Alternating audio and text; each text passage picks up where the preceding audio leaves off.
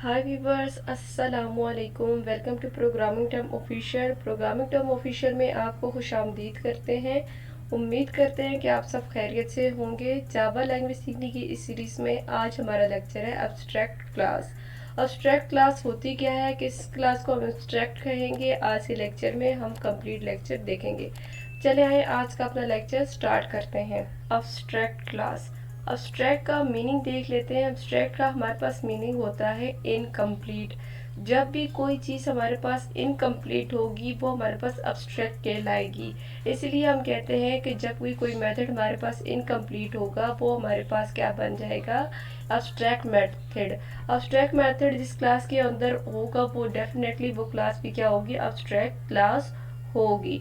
सबसे पहला पॉइंट देख लेते हैं कि एब्स्ट्रैक्ट क्लास को जो है डिक्लेयर किया जाता है एब्स्ट्रैक्ट कीवर्ड के साथ। और हमारे पास एब्स्ट्रैक्ट क्लास के अंदर एब्स्ट्रैक्ट मेथड भी होते हैं और नॉन एब्स्ट्रैक्ट मेथड भी होते हैं। ऐसा नहीं है कि हम कहेंगे कि एब्स्ट्रैक्ट क्लास के अंदर तमाम मेथड जो है एब्स्ट्रैक्ट होना ज़रूरी है। ठीक है, आगे हमारे पास क्या है, abstract is a modifier application.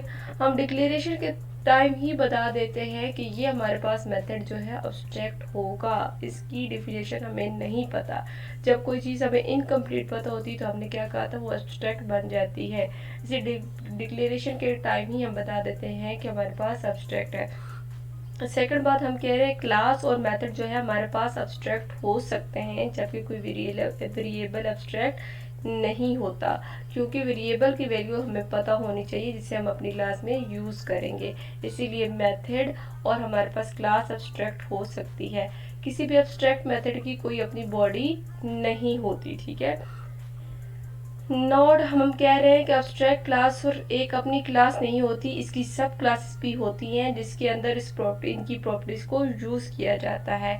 आगे हम कह रहे हैं कि स्टैटिक और फाइनल मेथड्स जो है हमारे पास अब्स्ट्रैक्ट क्लास के अंदर यूज होते हैं और कंस्ट्रक्टर को भी यूज किया जाता है।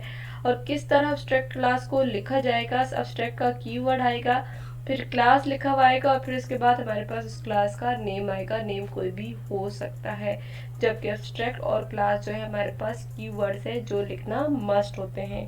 आगे जाते हैं। आगे हम बात करते हैं अब्स्ट्रैक्ट मेथड की। अब्स्ट्रैक्ट क्लास को हमने देख लिया है, अब अब्स्ट्रैक्ट मेथड को देखेंगे।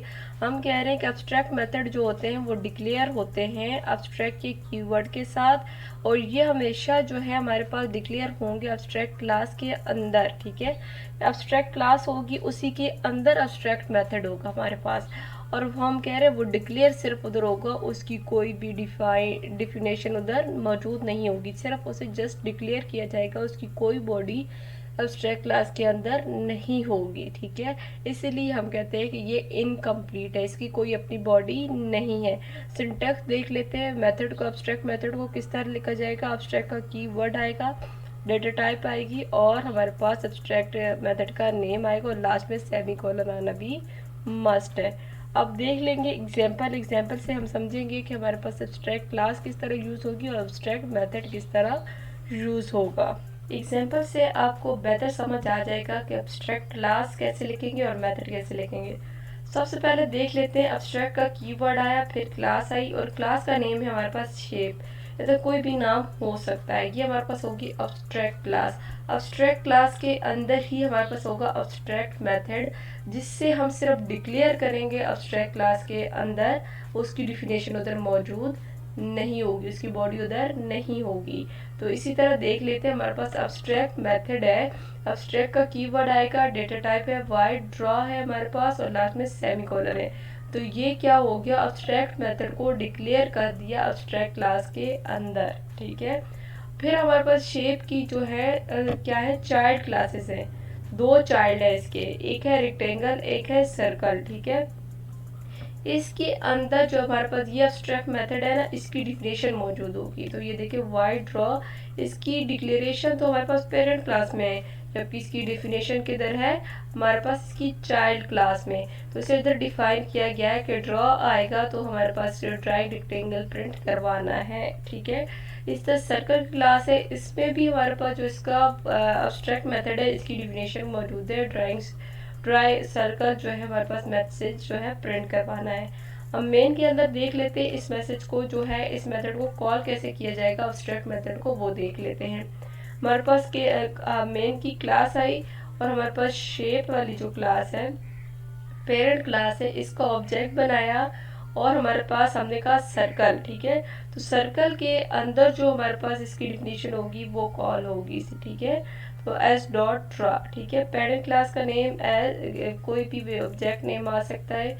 तो हमारे पास equal to new circle, circle जो है इसकी चाइल्ड क्लास है उसका नाम। अगर उसके मेथड को कॉल करना है तो उसका नाम आएगा, अगर ऊपर वाली के कोई मेथड को कॉल करना है तो उसका नाम आएगा। तो एस डॉट ड्रॉ आएगा तो हमारे पास ये वाला मैसेज प्रिंट होके आ जाएगा।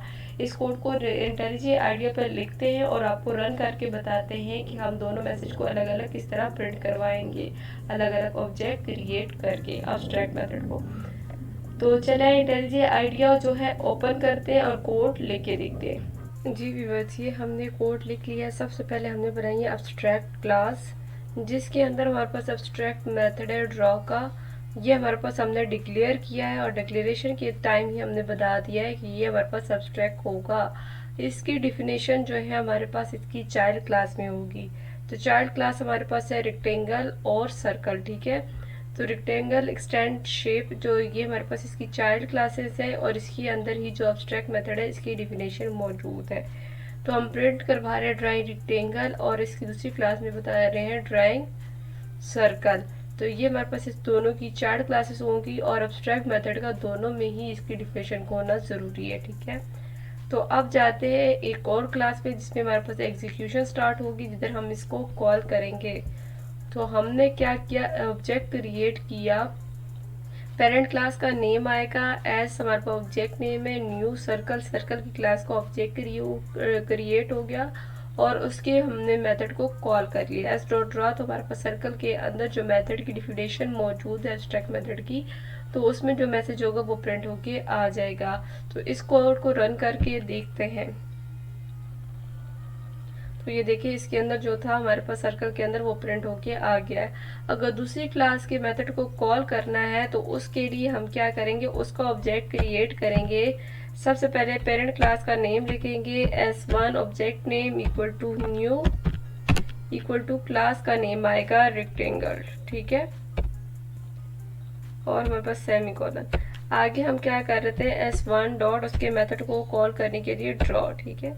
अब जो है हमारे पास पहले दूसरा मैसेज प्रिंट होके आएगा, जो हमारे पास दूसरी चाइल्ड में लिखा हुआ मैसेज वो प्रिंट होके आएगा। तो देखिए हमारे पास ड्राइंग रेक्टेंगल और ड्राइंग सर्कल प्रिंट होके आ गया है। तो एब्स्ट्रैक्ट का क्लास के अंदर ही हमारे पास एब्स्ट्रैक्ट मेथड होते हैं। तो हमने देखा है कि एब्स्ट्रैक्ट क्लास के अंदर जो एब्स्ट्रैक्ट मेथड होता है उधर सिर्फ हम उसको डिक्लेयर करते हैं, जबकि उसकी डिफिनेशन उसकी चाइल्ड क्लासेस में मौजूद होती है। और इसका ऑब्जेक्ट कैसे क्रिएट किया जाता है वो भी आपने देख लिया। वापस जाते हैं स्लाइड की तरफ। जी व्यूअर्स, ये था आज का हमारा लेक्चर जिसमें हमने एब्स्ट्रैक्ट क्लास को, एब्स्ट्रैक्ट मेथड को डिटेल में डिस्कस किया और इसकी एग्जांपल्स भी देखी, कोड को रन करके भी देखा। उम्मीद करते हैं कि आपको एब्स्ट्रैक्ट मेथड अच्छे से समझ आ गया होगा। अगर इससे रिलेटेड क्वेश्चन है तो कमेंट सेक्शन में लाजमी पूछा करें, हम आपको उसका आंसर करेंगे।